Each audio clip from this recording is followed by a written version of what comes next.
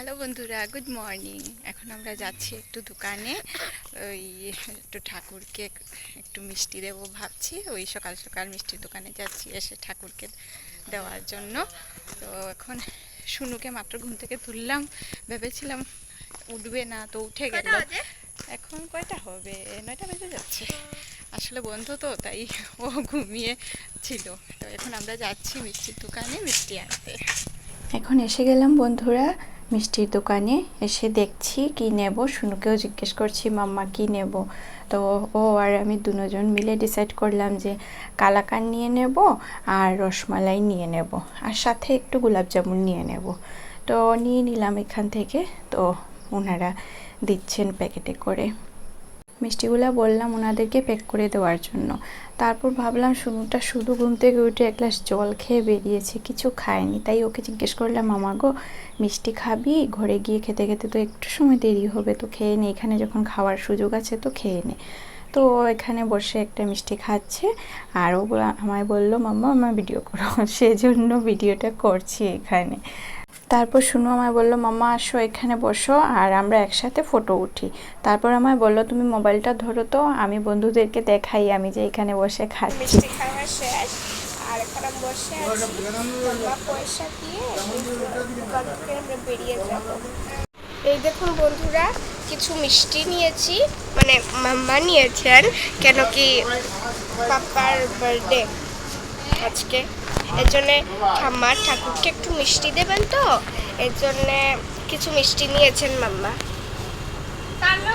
দোকান মালিক আমার সাথে কথা বলছেন আমাদের বাসার সবাইকে চেনেন আর সবাই এখান থেকেই মিষ্টি নেন। হ্যাঁ, আমরা সবাই ওইখান থেকেই মিষ্টি আনি, খুব ভালো মিষ্টিটা। আরও অন্য দোকান থেকেও নিই, কিন্তু এই দোকানের মিষ্টিটা আমাদের খুবই ভালো লাগে। আর হলো ওনাদের ব্যবহারটা খুবই ভালো। যে কোনো দোকানে দেখুন গিয়ে যদি ওরা সুন্দরভাবে ব্যবহার করে, ভালো লাগে জিনিস আনতে, না হলে আনতে ভালো লাগে না। তো ওনাদের ব্যবহারটা সত্যি খুবই ভালো, সেজন্য দোকানে যাই আমরা। আর ওনাদের দোকানে পনিরও পাওয়া যায়, তো সেজন্য আমি একটু পনিরও নিয়ে আসলাম। হ্যাঁ চলো। এই দেখো আমরা এই দোকান থেকে এখন বেরিয়ে গিয়েছি, ওই মিষ্টির দোকান থেকে। এখন কোথায় যাবো মাম্মা? বাসায় যাবো। তো আপনার ব্লগটা দেখতে থাকুন। আমরা ঘরে আসার অনেকক্ষণ হয়ে গেল। এসে এই দেখুন শাশুড়ি মার হাতে মিষ্টিটা দিলাম আর উনি ঠাকুরকে দিলেন। আর আমি এদিকে রান্না বসিয়েছি, আমার অর্ধেক রান্না হয়ে গেছে। এত সময় এসে আপনাদেরকে আর দেখাতে পারিনি, দেরি হয়ে গিয়েছিল, সকালের রান্নাটাও করে যাইনি, সেজন্য আগে রান্নাটা করলাম। তো অর্ধেক রান্না হয়ে গেছে, এখন বাকি কমপ্লিট করব।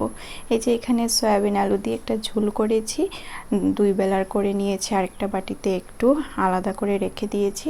আর এখানে লতা বসিয়েছি আর ডিম তরকারি করব। সেদিন মাছও ছিল না ঘরে, তাই ডিম করে নিলাম। আর যার বার্থডে ওর ডিমটা ভালোবাসে, ও তো মাংসও খায় না। আমি আর শুনো মাংস খাই, আমাদের বার্থডে হলে কিছু হোক আর না হোক মাংসটা আসে। তো এইখানে ডিম তরকারি বসিয়ে দিলাম, কিন্তু অপেক্ষা করছিলাম যে কারেন্ট চলে গিয়েছিল, কারেন্টের জন্য আমার রান্নাটা শেষ করতে একটু দেরি হয়েছে। কারেন্টের জন্য রান্নার দেরি হবে কারণ এই দেখুন মিক্সির মধ্যে সব কিছু দিয়ে রেখে দিয়েছি, ভাবছি একটা পেস্ট করে নেব।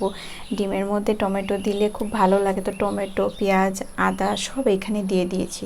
তার মধ্যে কারেন্ট চলে গিয়েছিল, সেজন্য আমার রান্নাতে একটু দেরি হয়েছিল। এখানে ডিম তরকারি বসিয়ে দিয়েছি, আর এই যে আমার ডিম তরকারি হয়ে গেলে রান্নাটা হয়ে যাবে। এখানে ডিমের ঝোলও দিয়ে দিলাম, সব রান্নাই হয়ে গেছে, শুধু ডিম তরকারিটা। এই যে ডিম তরকারি নামিয়ে তার মধ্যে একটু গরম মশলা দিয়ে এখন ঢেকে রেখে দেবো।